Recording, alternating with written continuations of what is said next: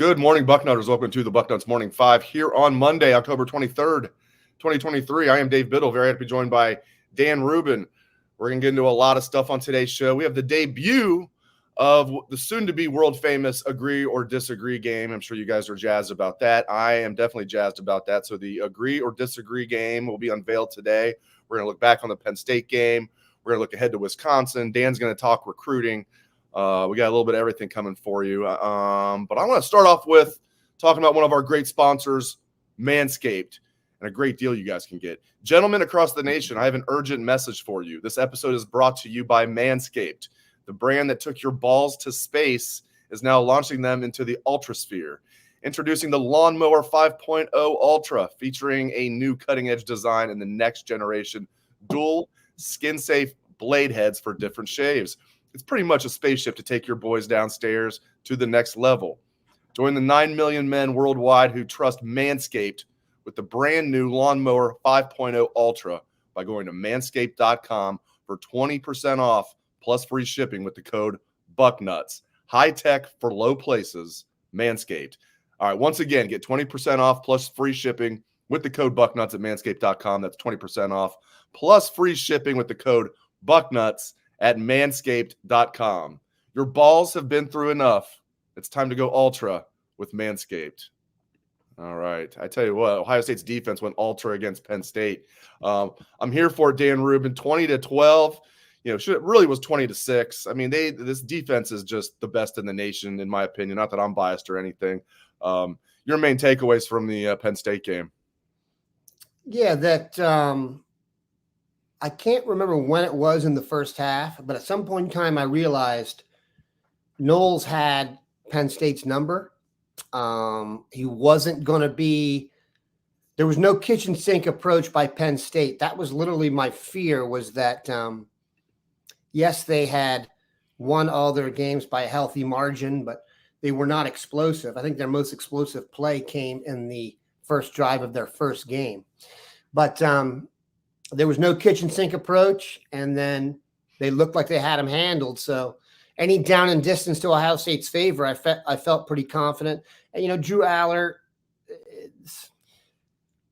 I admit I have basked in the glow of a lot of the post-game commentary. Excuse me. Do I like going to the losers' sites and listening to their shows? Maybe. But generally speaking, the issue that I got out of Penn State is they just could not get open.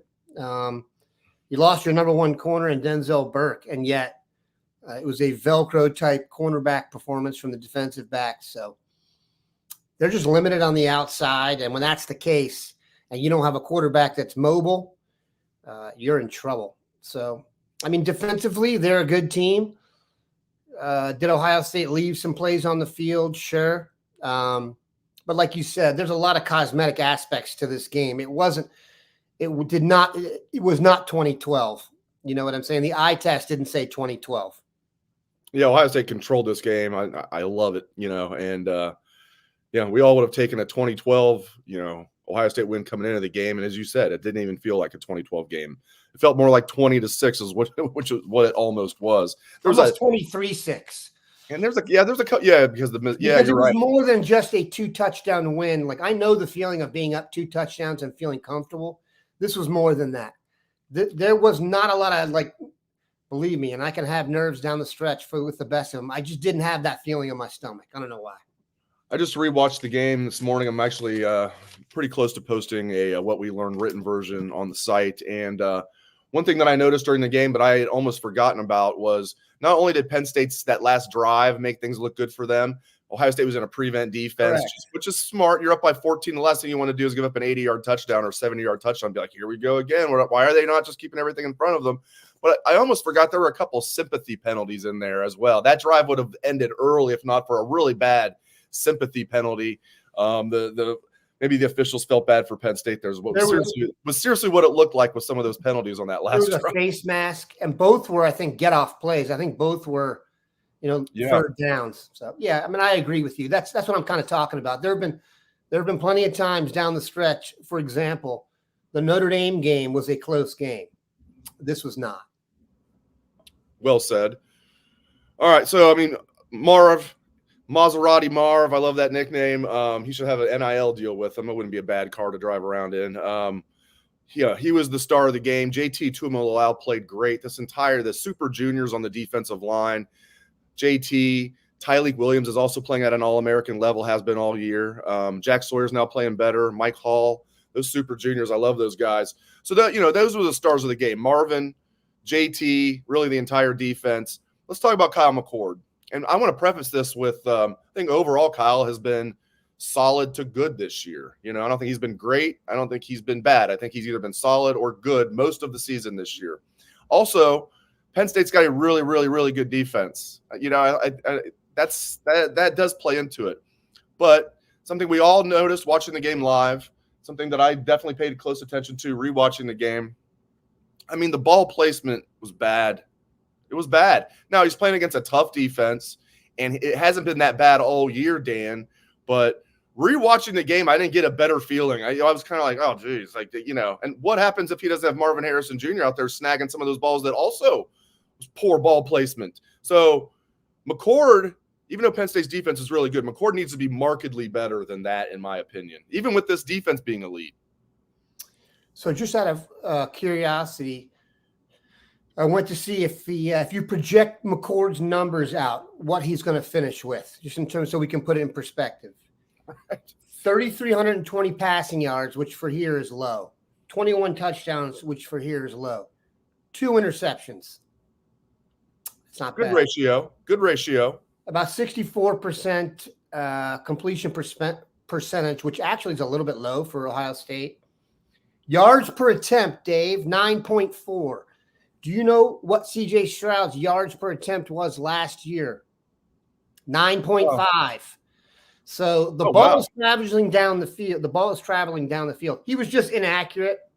I think the throw, you and Steve hit it on the what we learned live. The throw that kind of is indicative to me is the one to Tate in the seam, where you put that out in front of him at 6 probably, or at least he's doing the two-hander on the 10-yard line if that DB's got some wheels. I don't really have a good answer for ball placement because accuracy is kind of a natural thing. It could have been, I'd have to go back and look. His feet could have been a little off. Lest we forget, and I mentioned C.J. Stroud's numbers. C.J. Stroud had 2 NFL tackles. He had Emeka and Marv. And who knows who our running back will be next week. Because they're going to do the old draw straws at practice again on Tuesday to see who's going to be injured. I've never seen anything like that. It's not that they are injured so much. It's that I've never been able to not predict who's playing out of a unit worse than this group of running backs. In the round table, I said, I'd like to see a rotation of Dallin Hayden and Travion Henderson. That worked well. We would have had a total of 0 carries for them. We would not have much of a running game. So I can't explain that, but. Well, Dallin should have played. I don't get it. We do get it, though. We know why. They do not trust him in pass protection. That has to be it. Dave, you asked the question, and I give Dave credit. That was as political an answer as you'll see. He's great with the ball in his hands, which means, I don't know if that means when the ball is thrown to him while it's in the air, he struggled and stuff like that. I'm not. Oh, and people are saying, look, I'm not saying Kyle McCord didn't throw a bunch of bad balls, but I do think we need to take it with a grain of salt. It was a much better opponent than they had faced previous. The weather wasn't great for throwing the football. I mean, I don't think he was great. You don't need me to. I mean, if I were to come on here and say he was great, I'd be lying. But I do think it's kind of interesting, and I may have developed a complex because I'm also a Cowboys fan, where people talk about Marvin Harrison like he's not really on the team. Like he comes in for weekends for games. They're like, well, if they didn't have Marvin Harrison, they would. It's like, they recruited Marvin Harrison, by the way, from the hometown of the head coach they were playing against. I think that hurts a little bit. They're both Philly guys. So I don't understand that part. It literally, people talk about, well, what if they didn't have Marvin Harrison? They do. They won that game at the dinner table, okay? That's how you win. So that part I don't get. I get Kyle needs to get a lot better. But the idea that Marv is like Henderson from Fast Times at Ridgemont High that we fly in for, I heard he only flies in for games. That's just not accurate. We deserve credit for having Marv in the fold. They also deserve credit, and this kind of gets lost in the shuffle when we've talked about it, but not on the show really so far today, but we've talked about it. Not only did they control this game against Penn State, they win it convincingly against a top 7 team. They do it without Emeka Egbuka. They do it without Denzel Burke. They do it without Travion Henderson. I mean, think about that. So, yeah, the people, what if they didn't have Marvin Harrison Jr.? Okay, well, what if they do have him? What if they did have Emeka Egbuka out there? What would this have looked like? What if they had Denzel Burke out there? I'll tell you what, with the way Jordan Hancock played and Igbinosun, they didn't even need Burke. Those guys played great. All right, let's get to it. Dave, go ahead. My grandmother always used to say, if you had wheels, you'd be a trolley car. So makes no sense to me. There's another if analogy out there that I've used before dealing with family members. I don't think I'm going to. I already did a Manscaped ad. I can say it. Your aunt, my aunt, my aunt had balls, should be my uncle. Yeah, we've all heard that one. Yeah, we don't want to manscape your aunt now. Come on now. No. That's why I said gentleman. That's why the ad says gentleman. That's why. Okay, now let's get to the agree disagree game. Great. This is going to be fun. Now, I don't necessarily agree or disagree with these statements myself, but I think they are interesting topic starters. And I try to focus a little bit more on big pictures. Dave and I were talking before the show because, after the Penn State game was a milepost for the season where we always kind of knew we were going to stop and assess things. So and I promise you, no wagering. This is not a gambling act. And Dave has not heard any of these questions. Mm-mm. All right. The winner of the game will determine the Heisman Trophy winner between J.J. McCarthy and Marvin Harrison. Disagree because I don't think people are given. I'm writing about this. This is one of my bullet points in what we learned. The written version is Marvin needs to be getting more Heisman love. Right now, he's an extreme long shot, 35-1. This despite putting up big time numbers in an offense that without him is not putting up big numbers. I mean, look at the Penn State game. It was like Marvin and including Penn State and the rest of Ohio State's guys. I was like Marvin had better numbers than anybody, both teams combined. So.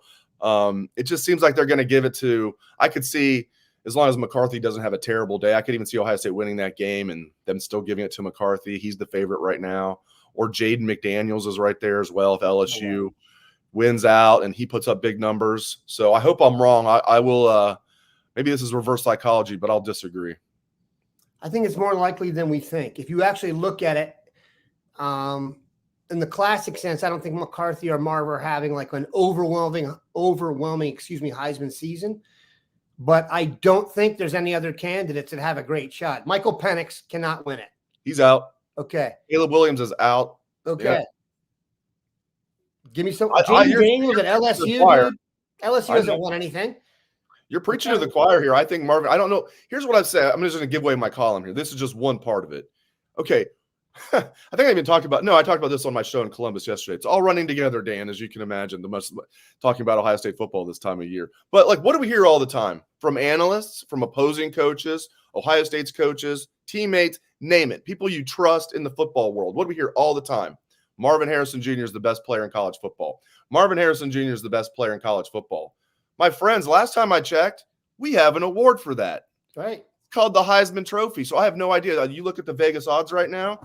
And shockingly, I do have a couple apps on here of the gambling persuasion. He's 35-1. He's a long shot. So if you think he's going to win it, which he should, get on there and put your money where your mouth is, because 35-1 is a long shot. That's ridiculous to me. I actually think I don't buy. I know those are the numbers. I believe that's what the website says. But one thing Marvin has over everybody else is everybody knows his name. This is not Joe Blow. When you get down to the end and people be like, who am I going to vote for? You made the statement that I was going to make. If you took 100 educated college football fans from the entire country and they only had 5 seconds to answer and they said, who's the best player in college football? He'd win in a landslide. So I think he's got a much better chance than we think. And a lot of reason is, like I said, it's because of he's a household name already because of his pops. and because, hello, he plays for the Scarlet and Gray. And our exposure nationally, decent, last time I checked. Okay. Let's stick with the game as the basis. Regardless of the result of the game, both Ohio State and Michigan are going to the playoff. Disagree, especially if Michigan loses. If Michigan loses, they'll have one. Let's assume they beat Penn State. They'll have one quality win. And right now, unless somebody's overtaken them, they have the weakest schedule of any Power 5 team. I think Penn State was second or right up there. I mean, look at Michigan's schedule. It's really, really, really rough. They didn't play anybody. So if Michigan's sitting there at 11-1, they're not getting in. Ohio State could. We saw it happen last year. It could happen again. If Ohio State loses by a field goal in Ann Arbor, that's their only loss. They have wins over Penn State and Notre Dame. Let's say Penn State and Notre Dame stay in the top 10 or at least top 12. I could see Ohio State sneaking in again, even with the loss against Michigan. I don't even want to think about that. They better beat Michigan this year, Dan. But yeah, I mean, to answer your question, it'd be a yes, or I would agree / disagree because overall because Michigan's not getting in 11-1. No way. It's funny when I asked the question, I didn't really consider that. Believe it or not, I'm kind of focused on Ohio State, but that's a good Right. That's a good answer. Right. I think Ohio State. This is what I was going to say. If the Ohio State handles, like I'm saying, they got to start throwing some points up. They got to blow out. They need like a blowout in Madison would help. If that's the case, and they win if you win all your games, and hypothetically, people, you lose to the number 2 team on the road by a few, you're going to the playoff if you're Ohio State. I'm telling you, because I don't believe the other teams aren't that good. It's not like Florida State is. I don't believe the rest of the teams are going to hold serve. That never happens anyway, and the teams aren't good enough at this point. So that's my opinion. Next 2 games are at Wisconsin and at Rutgers. At Rutgers, coming off a bye, because they don't play this coming weekend, is tougher than at Whiskey this weekend. Disagree, but I am not blowing it off because I've watched Rutgers closely. They have a good defense. They can run the ball. I don't think they're going to be able to run the ball against Ohio State because they're completely one-dimensional. But, I mean, Camp Randall at night is just – it can get hopping. And Luke, I know when he brought Cincinnati, you can see it's easy to say, well, Luke's going to have his guys ready. And I've said that too. I know what happened when Cincinnati came, and everybody's like, Luke's going to have his guys ready in 2019, and the Buckeyes blew their doors off 42-0. That's also one of the best Ohio State teams I've ever seen, 2019 Ohio State. Should have been playing for the national championship against LSU. I got screwed against Clemson. That 2019 Ohio State team was fantastic on both sides of the ball, but I digress. I think Wisconsin – now, Wisconsin's not good. They're not terrible. They're mediocre. I still think they're better than Rutgers. Wisconsin beat Rutgers by 11 this year. And the game being at Wisconsin at night, a little bit of a trap game for Ohio State coming off the Penn State game. I think Wisconsin at night is the tougher. I'm not really worried about either one. I think both are going to be relatively, not as much as Penn State, relatively low-scoring defensive slugfest with Ohio State scoring more than they did against Penn State and moving the ball better. But I'll go with Wisconsin as the tougher game. I think I'd agree with that, but I'll say this. Rutgers, like I said, that we did not get the kitchen sink from Penn State. Rutgers is going to give you the kitchen sink. Yep. With the bye week in between, you could see 7 to 10 trick plays in that game. I'm not kidding. Because Schiano is a pull out all the stops type. I remember there was a game here against Rutgers where we eventually crushed him, but there was a time when he was doing goofy crap, and you're like, what's going on? So I do not think Luke will get goofy against Ohio State because he runs the risk of being embarrassed at home at night. I don't think Schiano gives an F about any of that stuff. You know what I mean? You don't give a rap. Eligible. Yeah, there's house money now. You're right. Yeah, well, that guy's nuts too. Yep. So, all right. Over the last 5 regular season games, so a 12-game regular season, we're 7-0. Carnell Tate will have more receptions than Julian Fleming. Well, I like that one. Agree. it's close. And I think Fleming could come back next year, even though this is his 4th year because of the COVID year. I think regardless, he's just going to go. I don't think he's going to be an early pick. So I could see, Hartline giving him some love, especially him being, this is probably his last year, but Tate's coming on, man. Tate's coming on. And I don't see that, I see that trend continuing, not going the other way. So I think it'll be very close. You can make arguments either way, salient arguments either way. I'll agree. I'll tell you what, if you start looking at next year, they're going to be young at receiver, super, super talented, but very young. For the first time in a while, you don't have like a dynamic duo of first-round guys coming back because they'll be in the league, but it will be very interesting. Okay. Blank will finish as Ohio State's leading rusher. Dave, listen to these epic numbers right now. Your leading rusher is a guy named Travion Henderson. You've seen pictures. 295 yards, followed by Chip Trainum, 158 yards, and Mayan Williams, 100 and some odd yards as well. I wrote that down wrong. Regardless, it's not impressive. Who will finish as Ohio State's leading rusher? You got 5 games. Jeez, just because he's in the lead right now, I'll go with Travion. Yikes. I will agree if I'm agreeing that he'll lead. I'll agree it's going to be the guy in the lead right now. Here's the thing, though, Dan. It feels like I almost said, well, we're here, and they probably could have played him last week, but they decided to sit him out to save him for the next week. You'd never do that. You'd never save him for. Wisconsin's no joke, but if he could have played against Penn State, he would have played against Penn State, in my opinion. And we've heard this for 3 straight weeks. Oh, he could have played, but they decided to be cautious with it. Sounds like to me it's something that is definitely a lingering injury, and the durability concerns with him continue. It's not a lack of toughness; it's a lack of durability. That's completely different, but it is a concern. But we keep hearing that it's not long-term, so I'll roll the dice and say Travion, but you can see how much confidence I have in my answer. This is, like I said, I've never followed a team, college, pro, high school, where I literally had no idea who the running back was going to be the next week. And I've watched every snap of every game of every player. So I have no clue, literally no clue. If you told me they put Hayden in there for the last 5 games, I'll tell you who I think the leading rush would be. I almost said Dallin Wade. Yep. I almost said if it was up to me, it might be Dallin Hayden, but it's not. And let me tell you something. I get that. That's, believe it or not, when I leave the house, those few people who do recognize me or know that my job, I'm getting that a lot on the street. Why isn't he playing? What's the problem? Yada, yada, yada.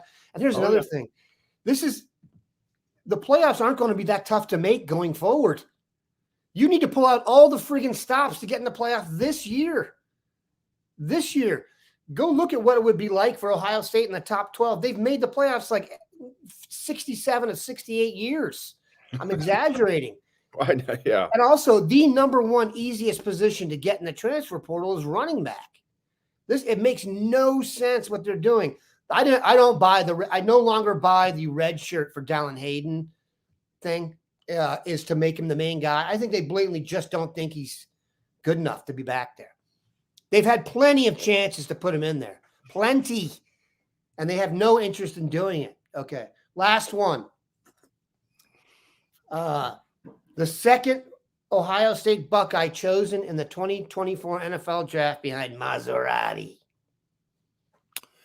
I think it will be. Let me make sure I'm not forgetting somebody. Okay, hold on. It's between 2 guys, I think, and it's not Emeka, even though Emeka's it's between Denzel Burke and JT Tuimoloau. Corners are at such a premium, or so are rush ends. Ooh, That's going to be a tough one. So a receiver. I will go with Denzel Burke as the number 2, but JT's right there. Emeka's going to be a first round. They're going to have 4 first-round picks, but I'll go with Burke because of just how high. First of all, how well he's played. Hopefully his injury is not serious. We're hearing it's not, so that's good. But of course, you never know with injuries with this team, so who knows? But I am hearing it's not like serious, like long term. And I thought that was great that Emeka was at least able to dress. I won't be surprised if it's JT, but I'll go with Denzel Burke. That's fair.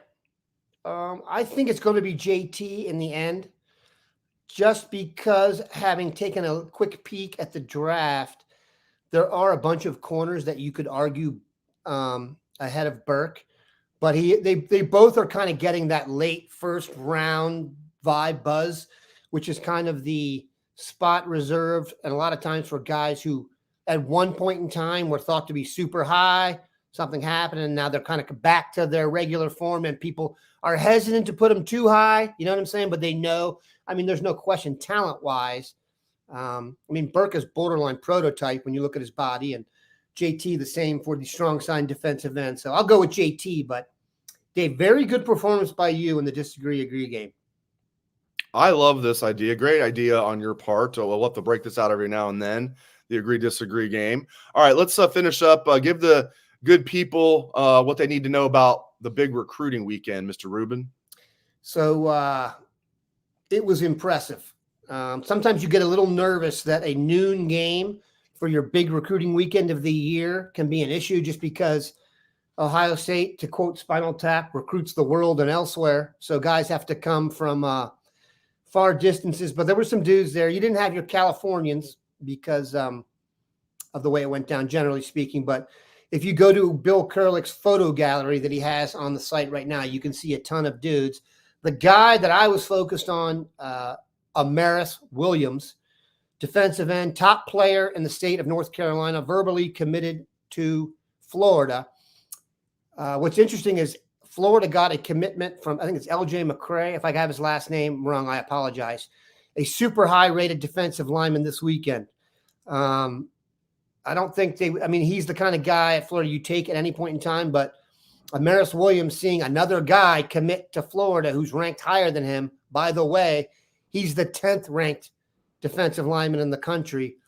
Right now, Justin Scott and Edric Houston are 3 and 6. So if you pull in Amaris Williams, you're talking 3 of the top 10 defensive linemen in the country, which would be incredible. There was another great group of kids out here the weekend. You should definitely go check that out. But in terms of guys you really want to be focused in on right now, it's Amaris Williams. The next big name out there is Jordan Seaton, who is a left tackle who plays at IMG. There was some question about whether he was a left tackle or a interior lineman. He's a transfer from St. John's in D.C. Those of you who have ESPN got to see St. John's play DeMatha on ESPN this past weekend. Pretty sure DeMatha came out in the end and won that. But Seaton transferred from St. John's, where he did play on the interior. But at IMG, he's playing left tackle. I know for a fact someone has told someone very close to me that Ohio State believes Seaton is a better prospect than Brandon Baker. So Brandon Baker was, I thought, the top left tackle in the country. So Seaton will be here for the Michigan State game. So that's one to keep an eye on. But yesterday was, a lot of committed dudes were here. You can see your next two quarterbacks, Tavian St. Clair, who, by the way, talk about someone who passes the eye test. He is impressive, man. He's a legit. He doesn't look like Terrell Pryor yet, but when he gets here, physically speaking, that's going to be his closest comparison. And there's just a ton of other dudes here, so definitely keep it locked in here. And the Dean has all the skinny you need, but you're going to have to pay for a lot of it. All right. Yeah, keep it locked to Bucknuts. Wisconsin coverage all week. I'm going to have a quick look back on what we learned from Penn State. I'll have that up on the site probably within the hour after I rewatched the game this morning. Great stuff out of Dan Rubin. The debut of the agree-disagree game. It's going to become a staple, my friends. Huge. Great stuff out of Dan. It might be syndicated before we know basically it. like our answer to Taylor Swift and Travis Kelce. This is what we're doing to boost the show. God, I'm sick of that. But go ahead. It should work. My daughters are so into. I mean, I know probably every girls those age in the country are super into Taylor Swift. They think that they're the biggest Taylor Swift fans in the world. They went to the movie yesterday, the 3-hour movie thing. My wife took them. So they're actually like, oh, are the Chiefs playing today? I'm like, you guys are not allowed to be Chiefs fans. We are Bengal fans. We're not going to root for the Kansas City Chiefs just because of Taylor Swift. So anyway. I had someone say to me, so when Tom Brady was married to Gisele Bundchen, she actually made more money than he did. And then Travis Kelce was like, hold my beer. Okay. Right. You know what I mean? Yes. Have you seen the prices for Taylor Swift's concerts? I know that she's in the billions for her tour. Yeah. Yep. She is. All right. I did not expect to talk about Taylor Swift to end the show. Dave. Never know what you're going to get. Everybody talks about Taylor Swift. You never know what you're going to get on the Bucknuts Morning 5. Yeah, everybody does talk about her. Yeah, I knew she was trouble when she walked in, Dan. I knew she was trouble when she walked in. I'm assuming that's a song reference. I've never once actually. Oh, yeah. You have no idea, do you? Cool. Okay. Just hey, shake it off. It'll be fine. All right. Thanks again to Dan. Thanks to all of you guys. Appreciate you guys making the Bucknuts Morning 5 a part of your morning, every morning, Monday through Friday. Thanks to Dan. Thanks to all of you. Hope everyone has a great rest of your day.